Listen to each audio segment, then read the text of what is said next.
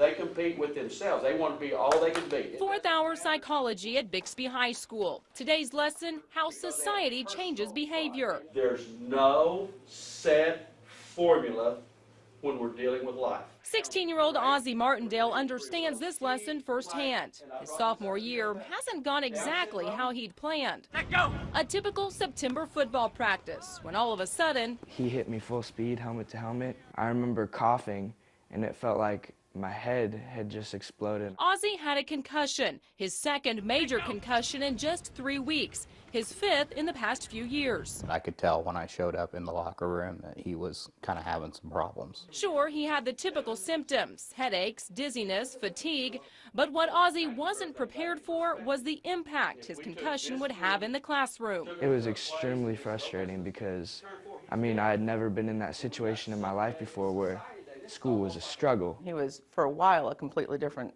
student, different even personality-wise. Ozzie's concussion was severe. Brain processing functions have slowed down drastically from the concussion. Dr. Troy Glazier specializes in orthopedic and sports medicine. Can you bring it straight out like that? Over the past several years, concussions have become a top priority. We don't know right now still the effects of like 1 to 2 concussions in a young person. Is that going to affect them when they're 30 or 40? The American Academy of Neurology is currently rewriting its sports concussion parameters from 1997. With increasing scientific knowledge on the topic, a 12-member committee hopes to publish new data and recommendations in November. We knew we were in for a kind of a long uphill battle. Ozzie was struggling. Weeks after the concussion, school was still an issue. I couldn't concentrate. I had a lot of anxiety because of all the people around me. It was really bothering me. According to a recent study, boys reported more cognitive symptoms, similar to what Ozzie was experiencing. Girls reported more neurobehavioral and somatic symptoms like drowsiness and sensitivity to light.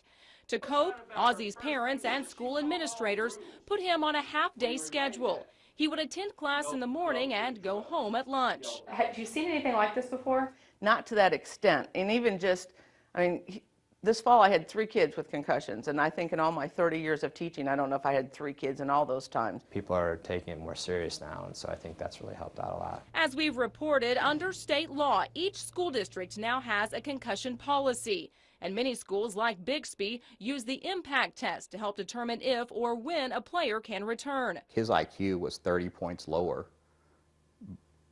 after the injury than before. Today, nearly 5 months after his last concussion, Ozzie is back in school full-time. And if you ask him, he'll tell you he's almost 100%. But it's that almost that keeps him questioning. It can really affect someone's life. I mean, if I choose to go play football again and I get another one, it could be like life-altering. Now, let's draw all this back in. A hard lesson to learn for a 16-year-old wanting to do more. It's a lot harder of a struggle than people think. Dina Silk, 2 News works for you.